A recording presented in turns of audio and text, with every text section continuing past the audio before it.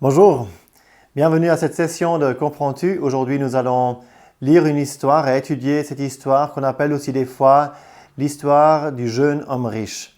C'est une histoire où on voit un jeune homme riche qui est aussi un chef qui vient vers Jésus pour lui demander comment on peut recevoir la vie éternelle.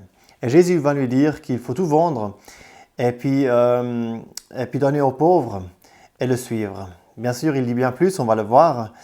Mais après que Jésus a dit cela, le jeune homme, il se tourne de Jésus, loin, et il part, tout triste. Nous allons prendre un peu verset par verset pour voir à quel point cette histoire est toujours encore actuelle aujourd'hui pour nous et comment cela peut nous parler. Je vais prendre le texte de Marc 10 et puis au verset 17. L'histoire se trouve aussi en Matthieu et en Luc, mais j'ai choisi ce texte ici de Marc. Et nous allons lire juste le premier verset de cette histoire, donc de Marc 10 au verset 17.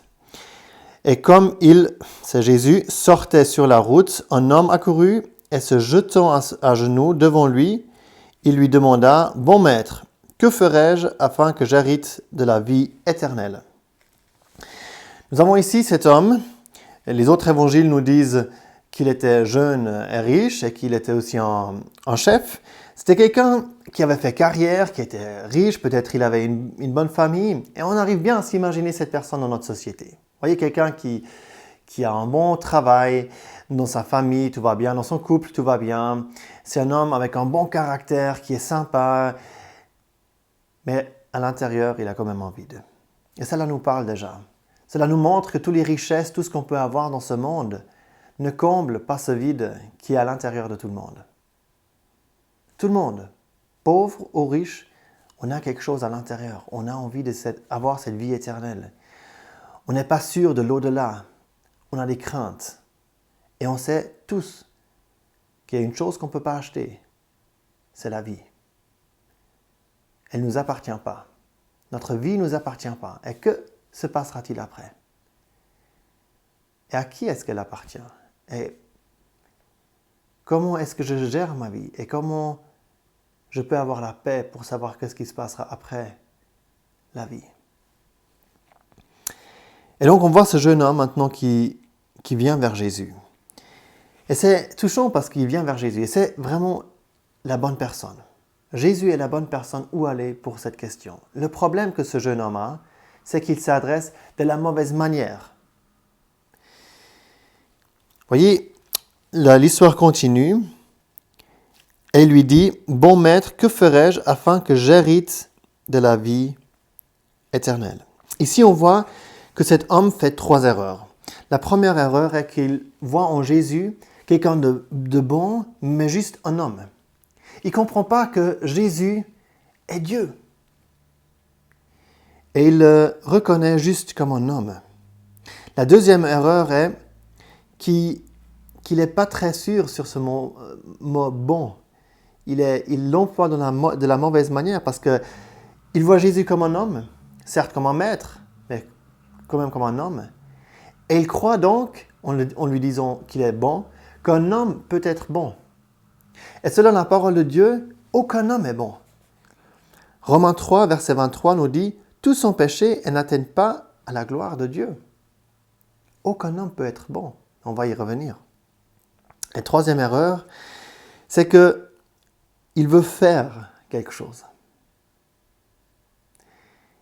Il ne demande rien de Jésus, mais il lui demande juste qu'est-ce que lui, il doit faire. Il ne veut pas que Jésus fasse quelque chose pour lui, mais que lui, il a envie de faire quelque chose. Et nous allons voir que ça, c'est un problème. L'histoire continue, et Jésus lui dit, « Pourquoi m'appelles-tu bon? Nul n'est bon sinon un seul Dieu. » Donc là, Jésus le reprend. Il lui dit, « Pardon, tu m'appelles bon? Tu crois que je suis un homme et tu m'appelles bon? Attends, si tu m'appelles bon, tu dois d'abord me reconnaître comme Dieu. » Voilà ce qu'il dit, en gros. Il dit, « Tu dois me reconnaître comme Dieu. Nul n'est bon. Un seul est bon, Dieu. » Ensuite, il continue. « Tu sais les commandements. ne commets point d'adultère, ne tue point, ne dérobe point, ne dis point de faux témoignages, ne fais tort à personne. Honore ton père et ta mère. Alors là, on voit que ce jeune homme, il vient vers Jésus et il veut faire quelque chose. Il veut faire quelque chose de bon. Alors Jésus va lui répondre sur cette base-là. Tu veux faire quelque chose? Alors, il va maintenant prendre les 10 commandements et il va dire, voilà, c'est déjà quelques commandements. Est-ce que tu les as faits? Et l'homme répondit au verset 20 et dit à Jésus, Maître, j'ai gardé toutes ces choses dès ma jeunesse. Alors ici, maintenant, je vais faire une petite parenthèse pour juste vous expliquer quelque chose par rapport à ces commandements. Les 10 commandements, je vais juste les dire un peu courtement, pas tous les commandements, mais juste dire principalement le message que chaque commandement dit. Le premier, c'est tu n'auras pas d'autres dieux. Le deuxième, c'est tu n'auras pas d'autres idoles. Le troisième commandement, c'est tu n'utiliseras pas le nom de l'Éternel ton Dieu en vain. Le quatrième, c'est pense à observer le sabbat. Le cinquième, c'est honore ton père et ta mère. Le sixième, tu ne commettras pas de meurtre. Septième, tu ne commettras pas d'adultère. Huitième, tu ne commettras pas de vol. Neuvième, tu ne diras pas de mensonge. Et dixième, tu ne convoiteras pas. Voilà les 10 commandements. Les 10 commandements, il y a 2 grandes familles dans ces commandements. On peut les classer dans ces 2 familles. Les 4 premiers concernent la relation entre Dieu et les hommes. Ça parle tout de Dieu. Tu n'auras pas d'autre Dieu, pas d'idole. Tu ne prendras pas le nom de l'Éternel, ton Dieu, dans ta bouche en vain. Et le sabbat. Et ensuite, les 6 prochains commandements, à partir du 5e jusqu'au 10e, concernent notre prochain. Concernent plus directement Dieu, mais concernent la relation entre nous et notre prochain. Honore ton père et ta mère, pas de meurtre, pas d'adultère, pas de vol, pas de mensonge, et de ne pas convoiter quelque chose de l'autre. Et je dis cela parce que Jésus va maintenant parler de cette deuxième famille. Cette famille de commandements qui concerne nous et notre prochain. Et on va en citer quelques-uns. Honore ton père et ta mère, de ne pas tuer quelqu'un, pas commettre adultère, pas de vol, pas de mensonge. Intéressant, il nomme pas le « tu ne convoiteras pas ». Mais à cette question-là, donc lorsque Jésus, maintenant on revient à notre histoire, lorsque Jésus dit « Est-ce que tu as tenu tous ces commandements ?» il répondit « Maître, j'ai gardé toutes ces choses dès ma jeunesse. » Et Jésus, l'ayant regardé, verset 21, l'aima.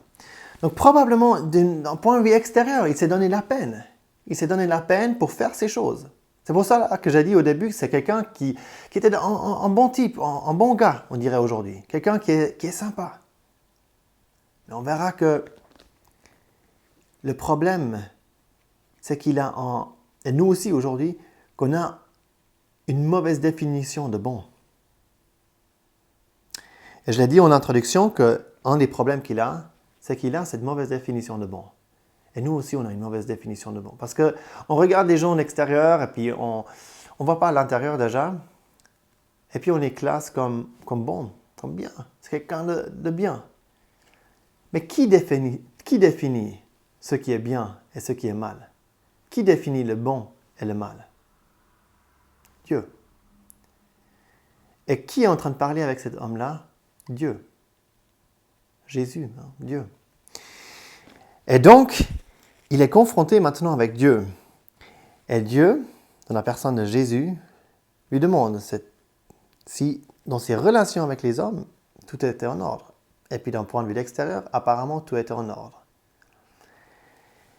Alors il lui dit, l'histoire continue, une chose te manque, va, vends tout ce que tu as et donne aux pauvres et tu auras un trésor dans le ciel et viens, suis-moi ayant chargé la croix. Ok, il lui dit.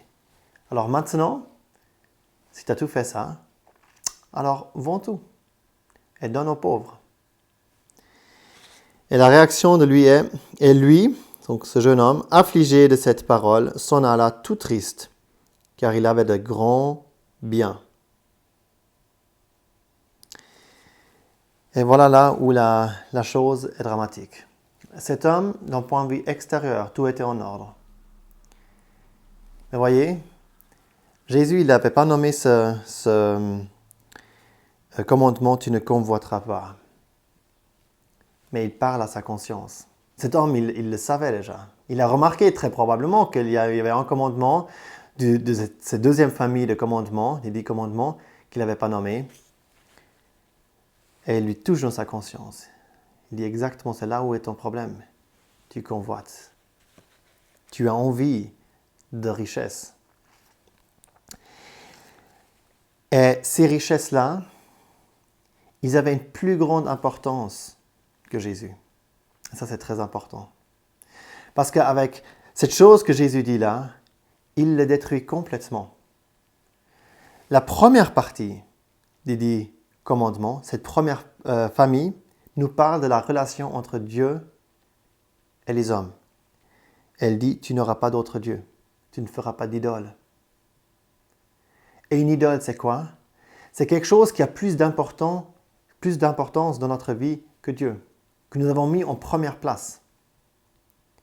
Et ce jeune homme-là, il se détourne de Jésus. Il se détourne de Dieu. Il préférait ses richesses. Et donc, il est coupable, non pas de convoiter, mais d'idolâtrie, d'avoir un autre Dieu. C'est quelque chose de terrible. Et c'est pour cela qu'il est tout triste. Cet homme-là croyait qu'il avait fait du bien, qu'il était quelqu'un de bon, mais qu'il devait encore avoir la vie éternelle et que cet homme bon, Jésus, pourrait peut-être lui aider. Avec une petite phrase, Jésus est entré dans son cœur et l'a touché dans sa conscience. Mais combien c'est triste de voir cet homme se détourner loin de Jésus maintenant. Et on peut encore maintenant revenir sur cette deuxième famille des 10 commandements. Parce que, qui nous parle de la relation entre les hommes, entre nous, entre les hommes. Parce qu'en Matthieu 22, verset 37, Jésus dit, les premiers commandements, il dit, tu aimeras le Seigneur ton Dieu de tout ton cœur et de toute ton âme et de toute ta pensée. C'est là le grand et premier commandement. Et le second lui est semblable. Tu aimeras ton prochain comme toi-même. De ces 2 commandements dépendent la loi tout en entier et les prophètes. Donc, on a une fois, là on voit ces 2 familles, en Matthieu 22, verset 37, tu aimeras le Seigneur ton Dieu de tout ton cœur, de toute ton âme et de toute ta pensée. On voit ce jeune homme riche, il avait un problème avec cela. Il n'aimait plus son argent.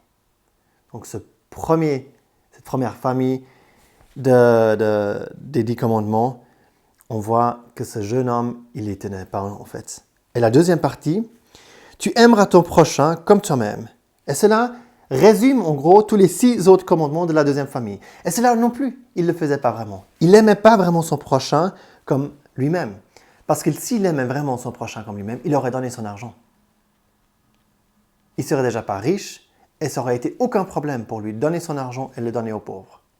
Donc en fait, sur toute la loi, Jésus lui montre qu'il est aussi coupable.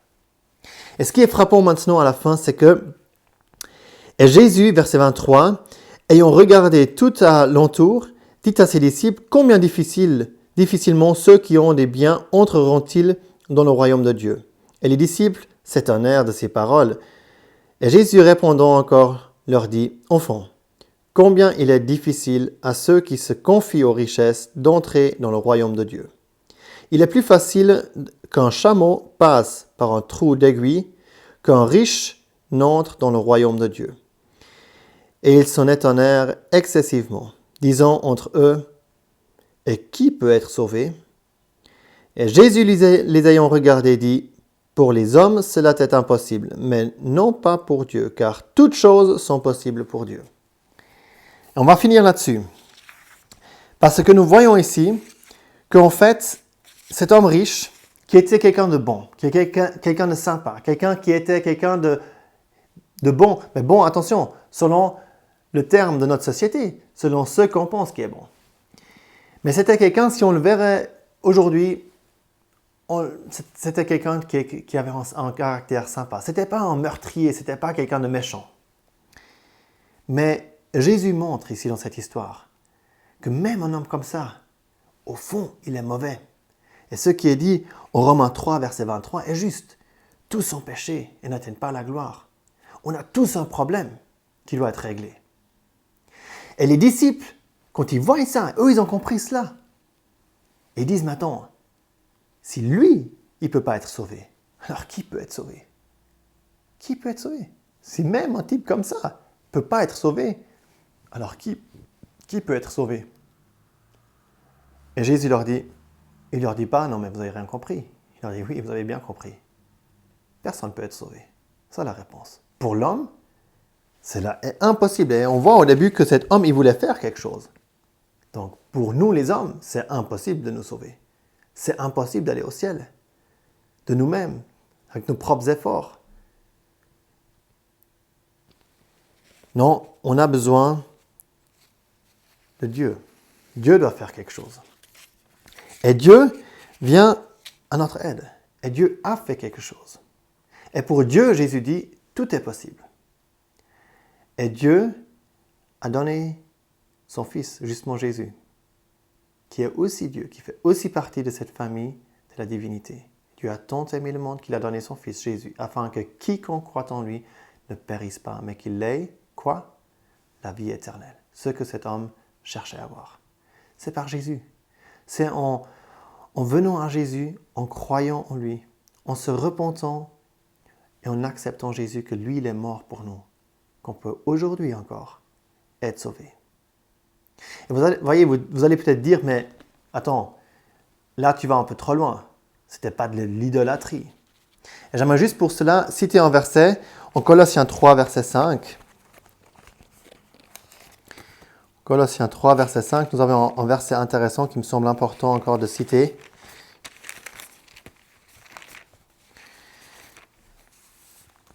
Mortifiez donc vos membres.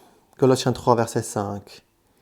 Mortifiez donc vos membres qui sont sur la terre, la fornication, l'impureté, les affections déréglées, les mauvaises convoitises et la cupidité qui est de l'idolâtrie. Colossiens 3, verset 5. Si je disais que cet homme était un idolâtre, finalement, c'est juste, il est un idolâtre. Il aimait, il adorait l'argent. Il mettait sa confiance dans les richesses. Et dans notre société, est-ce que ce n'est pas la même chose? Toi, ton problème, c'est peut-être pas l'argent. C'est peut-être quelque chose d'autre. C'est ton sport. C'est les femmes. C'est la fête. C'est l'alcool. C'est la drogue. C'est le travail. Etc.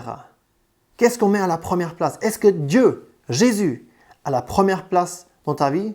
Si tel n'est pas le cas, tu es idolâtre selon la Bible. Idolâtre. Et tu es coupable.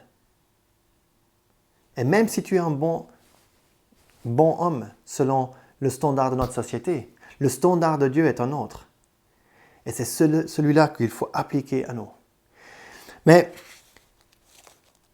cette histoire est touchante et surtout dans le verset 21. Parce qu'on voit que, au verset 21, nous avons lu rapidement que Jésus l'ayant regardé l'aima. Et j'aimerais maintenant que vous vous mettez dans cette même position de ce jeune homme. Quand vous pensez, vous vous mettez devant Jésus. Vous pouvez fermer les yeux et penser à Jésus. Jésus qui vous regarde, qui vous révèle maintenant qu'au fond de vous, vous avez un problème. Vous n'êtes pas bon. Selon le standard de Dieu, vous n'êtes pas bon. Mais il vous regarde et il vous aime avec un regard d'amour. Et il vous dit, suis-moi. Il est là aujourd'hui, encore, Et il veut se révéler ainsi à tout le monde, à vous maintenant. Avec ses mains ouvertes, ses mains qui ont les marques de sa crucifixion.